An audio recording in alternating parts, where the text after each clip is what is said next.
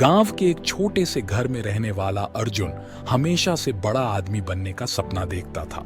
वह गरीबी से परेशान था और चाहता था कि उसके पास भी ढेर सारा पैसा हो, बड़ी गाड़ी हो और लोग उसका सम्मान करें। लेकिन सवाल यह था कि वह यह सब कैसे हासिल करे। वह दिन रात इसी बारे में सोचता रहता था।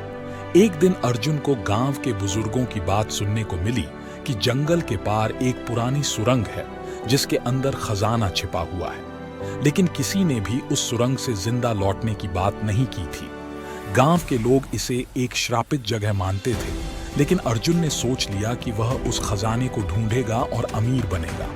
रात के अंधेरे में जब पूरा गांव सो रहा था, अर्जुन एक टॉर्च और रस्सी लेकर जंगल की ओर निकल पड़ा। जैसे जैसे वह आगे बढ़ा, जंगल घना और डरावना होता गया। कुछ ही घंटों बाद वह उस सुरंग के पास पहुंच गया, जिसका दरवाजा आधा टूटा हुआ था। अर्जुन ने बिना सोचे समझे अंदर जाने का फैसला किया।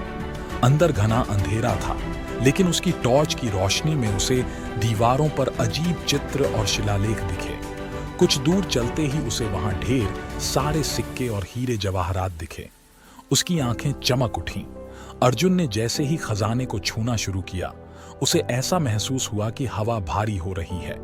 अचानक एक अजीब आवाज गूंजने लगी, जो भी इस खजाने को ले जाने की कोशिश करेगा, उसका विनाश निश्चित है। लेकिन अर्जुन को इन सब बातों पर भरोसा नहीं था। उसने अपनी थैली में भर भर कर सोने चांदी के सिक्के भरने शुरू कर दिए। जैसे ही उसने बाहर निकलने का प्रयास किया, सुरंग का दरवाजा धीरे धीरे बंद होने लगा। अर्जुन दौड़ने लगा, लेकिन रास्ता हर बार बदल जाता था। उसे ऐसा लग रहा था कि कोई उसके साथ खेल खेल रहा है। डर के मारे उसके पसीने छूटने लगे। तभी उसकी नजर एक पुराने शिलालेख पर पड़ी, जिस पर लिखा था, सिर्फ वही बाहर निकल सकता है जो अपने लालच को त्याग दे।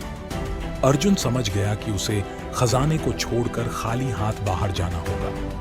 अर्जुन ने सारे सोने चांदी के सिक्के वहीं गिरा दिए, और जैसे ही उसने ऐसा किया, सुरंग का दरवाजा फिर से खुलने लगा। वह किसी तरह बाहर निकला और सीधा गांव की ओर भागा। वह थका हुआ था, लेकिन जीवित था। घर पहुंचकर उसने सोचा कि असली खजाना धन नहीं, बल्कि उसकी मेहनत और ईमानदारी है।